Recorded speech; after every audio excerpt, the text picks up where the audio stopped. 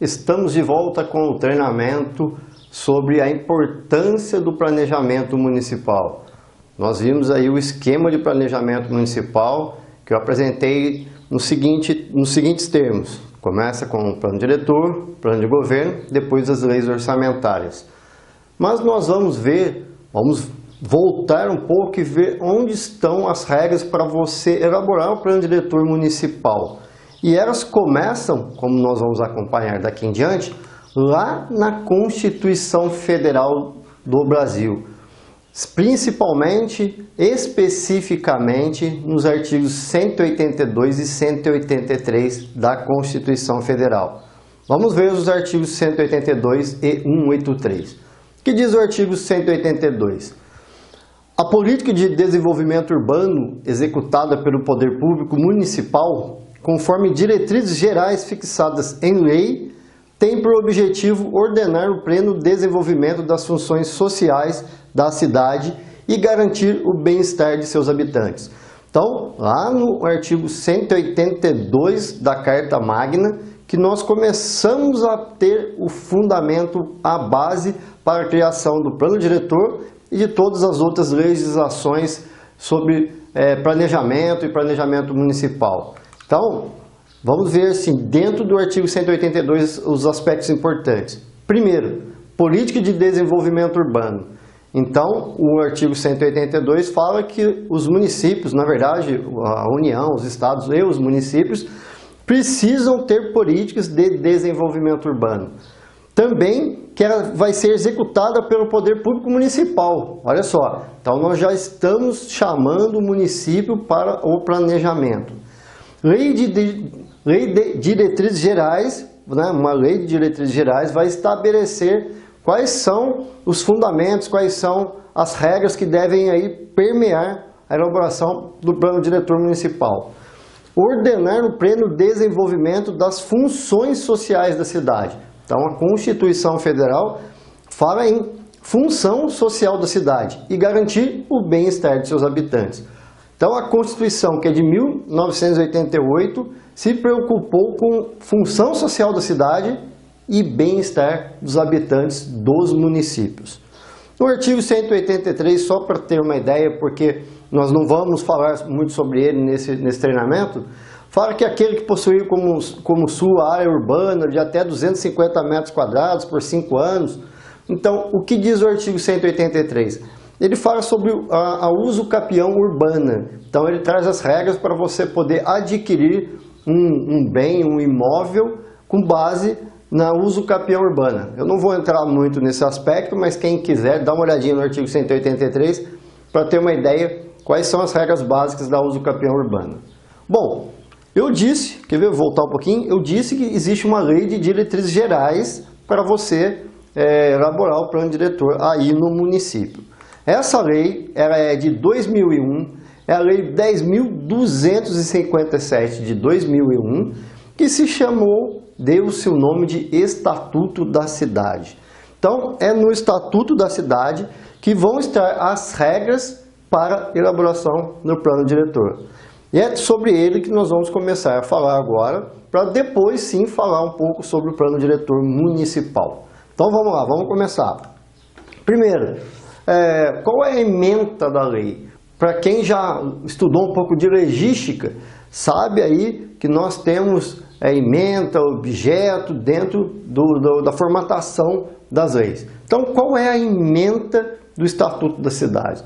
Regulamenta os artigos 182 e 183 da Constituição Federal, estabelece diretrizes gerais da política urbana e dá outras providências. Então lembra que nós falamos no artigo 182 que uma lei traria aí aspectos gerais sobre política urbana. E olha só, vou voltar a falar, política urbana é algo que nós temos que pensar muito quando falamos de planejamento municipal. Quais são as políticas urbanas que o plano diretor do município trouxe? E quando vai se fazer um novo plano diretor, quais são as políticas que vão permear dali para frente? Qual é o objeto da lei que está lá no seu artigo 1º, o objeto do Estatuto das Cidades? Na execução da política urbana, de que tratam os artigos 182 e 183 da Constituição Federal será aplicado, previsto nessa lei. Então, está bem especificado que você deve seguir as regras, certo? As regras básicas, regras gerais do Estatuto da Cidade para fazer execução de política urbana e é óbvio também para você elaborar o plano diretor e depois até as leis orçamentárias no município. Ainda falando sobre o objeto no parágrafo único do artigo 1º. Para todos os efeitos, esta lei, denominada Estatuto da Cidade, estabelece normas de ordem pública e interesse social que regulam o uso da propriedade urbana em prol do bem coletivo, da segurança e do bem-estar dos cidadãos, bem como do equilíbrio ambiental. Na verdade, o Estatuto da Cidade ele vai além do plano diretor. Tem ainda a questão de ocupação do solo do município, tem também outros tipos de planejamentos, outras espécies de leis. Nós vamos nos ater, lógico, no plano diretor, mas o planejamento municipal não é só no plano diretor. A ocupação do solo, como eu vou fazer esse desenvolvimento, tem algumas leis específicas sobre o assunto. Só que para esse treinamento, para dentro do esquema que nós montamos de planejamento municipal, nós vamos nos ater ao plano diretor. Então, quais são os objetos que a lei traz ali? Estabelece normas de ordem pública e interesse social. Regula, né, o uso da propriedade urbana, deve ser regulado o uso da propriedade urbana, pensando no bem coletivo, na segurança, no bem-estar dos cidadãos e no equilíbrio ambiental. Olha que interessante, nós falamos na primeira parte dessa lei sobre vários desses aspectos. Falamos sobre a questão do meio ambiente, que nós temos que cuidar do meio ambiente, e a lei de 2001, mais de 20 anos de vigência do Estatuto das Cidades, e nós podemos verificar que muitos municípios não levam em consideração o equilíbrio ambiental. E quando se fala em meio ambiente, existe o meio ambiente urbano, existe o meio ambiente sobre animal, meio ambiente de águas, ou seja, é uma forma geral de se falar de meio ambiente.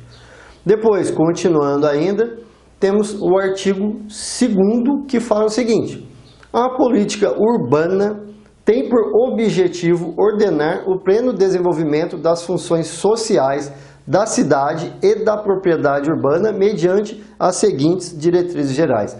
Então, no artigo 2º, o Estatuto da Cidade traz algumas diretrizes gerais que devem ser seguidas pelos municípios. Vamos ver aqui quais são.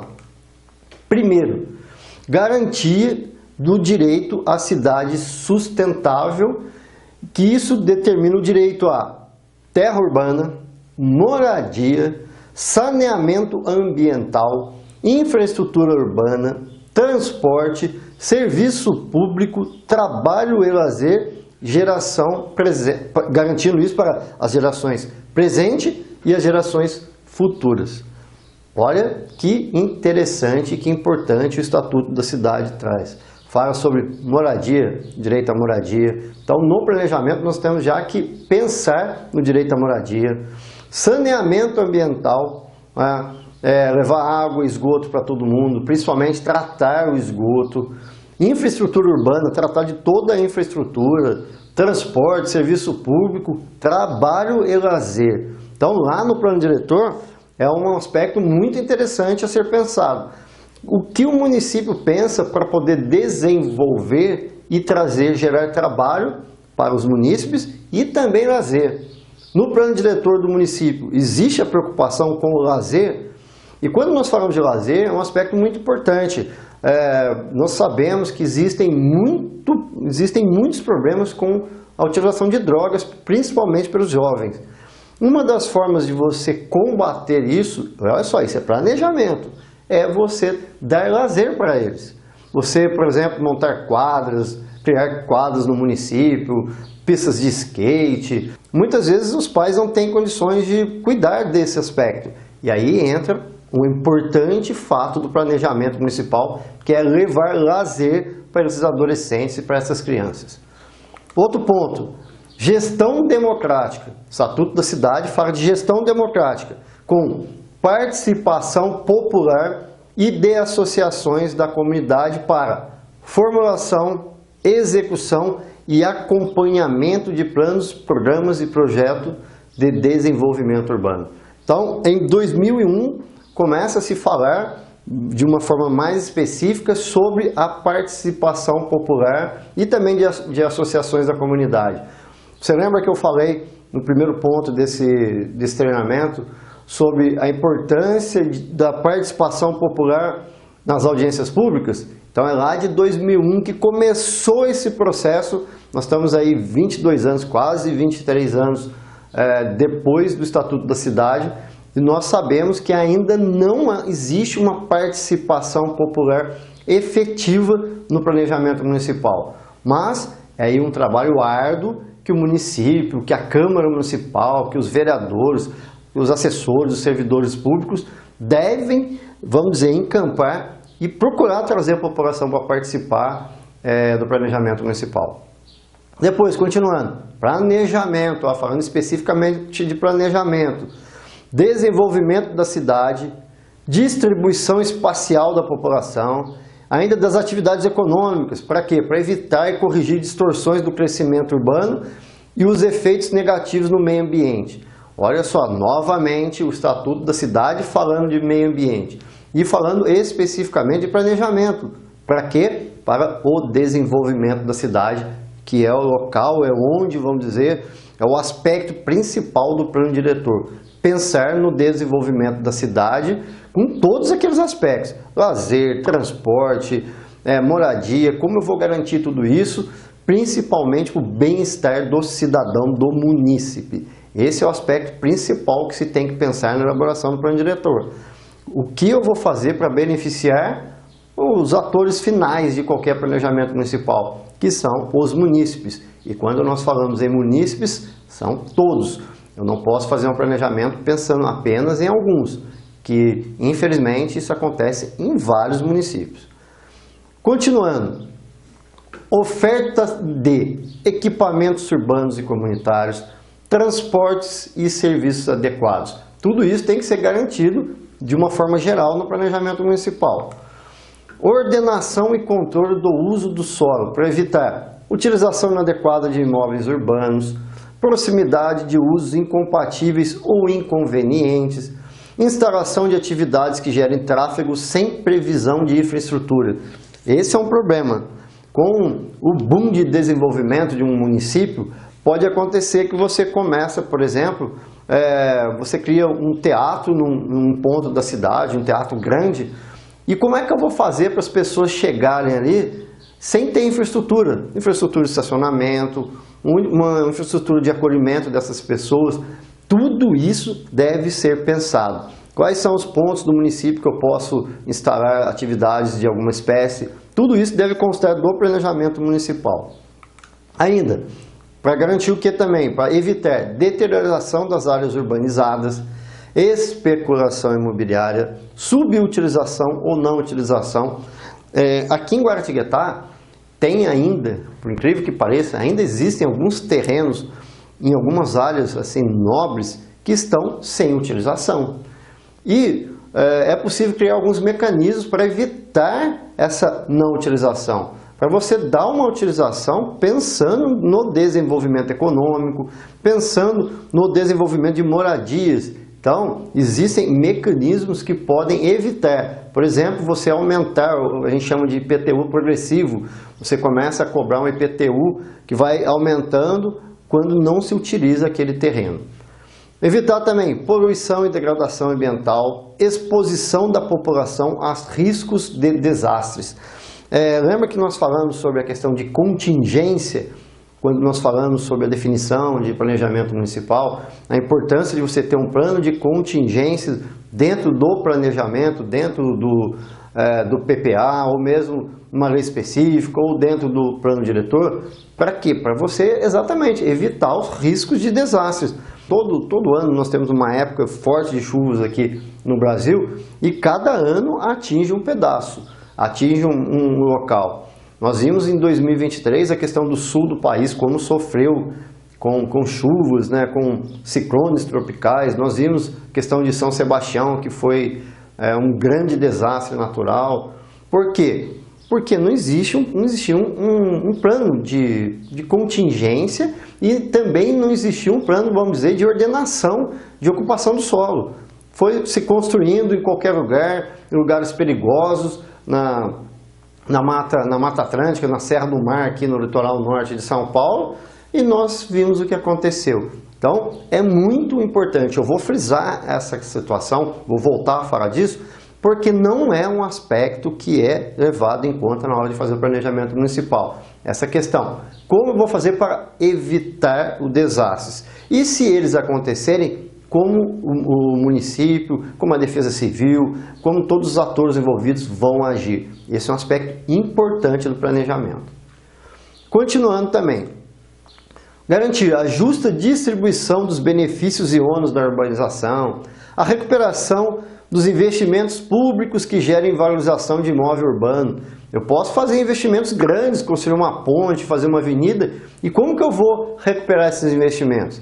Proteção, preservação e recuperação do meio ambiente, patrimônio cultural, histórico, etc. Vou voltar aqui a falar também. Lembra quando eu dei o exemplo de Guaratinguetá, que caiu a ponte depois de vários anos, a fachada da antiga prefeitura também caiu? Olha só, então quando eu vou fazer um planejamento, eu tenho que garantir o patrimônio cultural histórico. Eu disse que a antiga sede da prefeitura do município de Guaratinguetá era tombada, é tombada historicamente. Então, eu preciso sim ter mecanismos para garantir o patrimônio cultural histórico do município.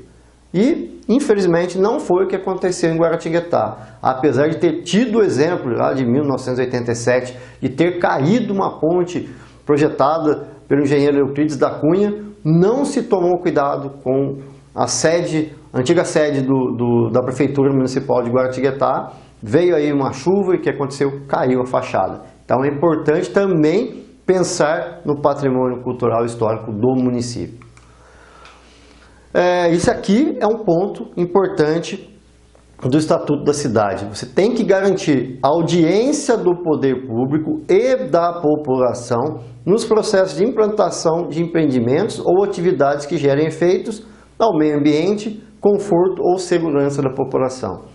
Então, qualquer projeto que pode gerar efeito ao meio ambiente, eu tenho que fazer audiências públicas. Está isso no Estatuto da Cidade. E nós podemos perceber que muitos projetos de lei que vão para a Câmara Municipal e tratam sobre esses assuntos acabam não tendo essa audiência pública. E é importante, está lá no Estatuto, que deve ser garantido audiência pelo poder público e também com a participação da população. Então, ficar bem atento, você que é assessor de vereador, você que trabalha aí na Câmara Municipal, ficar atento quando vier lei, algum projeto de lei do Poder Executivo que tenha essa espécie, que trate desses assuntos, para ver se houve audiência pública para garantir a participação da população. E fazendo isso, você vai chamar mais a população para dentro da Câmara Municipal. E quando eu falo para dentro da Câmara Municipal, hoje nós sabemos que os smartphones, os telefones celulares são muito utilizados, as redes sociais são utilizadas. Quando eu falo para dentro da Câmara, quer dizer para dentro da participação popular, não fisicamente dentro da Câmara, que podem ser desenvolvidos outros mecanismos para chamar a população. Ainda, garantir o estímulo à utilização de sistemas operacionais, padrões construtivos e tecnologia que reduzam o impacto ambiental e a utilização de recursos naturais. Então, nós estamos falando de uma lei de 2001. Quantos aspectos atuais tem nela e quantos aspectos não são levados em conta na hora de fazer o planejamento municipal? Isso é o Estatuto da Cidade, que vai fundamentar, trazer as regras para a elaboração do plano diretor do município.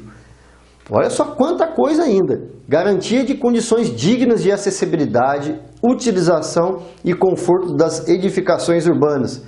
Requisitos mínimos de dimensionamento, ventilação, iluminação, ergonomia, privacidade e qualidade de materiais. Tudo isso já deve ser pensado para evitar, por exemplo, construções que simplesmente desabam, para evitar desastres por conta da má utilização de material. Tudo isso deveria estar nas leis de planejamento. Pode ser no plano diretor, pode ser lei de ocupação do solo, alguma lei específica sobre construção, mas em algum momento, em algum local, alguma lei do município, deveria pelo menos trazer esses aspectos todos.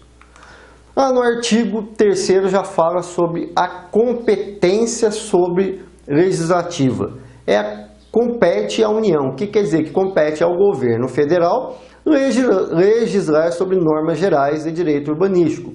Então, quando eu vou falar de direito urbanístico, eu tenho que seguir as normas gerais que são elaboradas pelo governo federal através de uma lei federal. E o que eu tenho que garantir? Instituir diretrizes para desenvolvimento urbano, elaborar e executar planos nacionais e regionais, tudo isso competência da União. E para que isso? Para garantir, através desses planos nacionais, regionais e estaduais, o desenvolvimento. Eu moro em Guaratinguetá e aqui é uma região metropolitana, a região metropolitana do Vale do Paraíba. Então, é necessário ter planos regionais de desenvolvimento, um plano que pegue as 39 cidades da região metropolitana do Vale do Paraíba. Dando um exemplo, um plano de transporte. Como que eu vou organizar o transporte em toda a região metropolitana? Planejamento das regiões metropolitanas, eu acabei de falar, desculpa até que eu falei antes de ler. Planejamento municipal. Então as regras, as diretrizes gerais, as regras gerais sobre planejamento municipal, sobre plano diretor, que nós estamos falando bastante. Eu disse que faz parte aí do esquema de planejamento municipal, parcelamento do solo, zoneamento ambiental, olha aí, plano plurianual, que faz parte também das leis orçamentárias e que integra o esquema de planejamento municipal. Então, em linhas gerais, para vocês terem uma ideia, esse é o Estatuto das Cidades. É no Estatuto das Cidades que estão as regras gerais para você permear, para você pensar, para você elaborar o plano de desenvolvimento do município. E quando eu falo de plano de desenvolvimento municipal, planejamento de desenvolvimento municipal, existem várias formas. Já disse que pode ser através de lei de ocupação do solo, mas principalmente, e é o que nós vamos entrar agora e falar um pouco sobre o plano diretor de desenvolvimento municipal.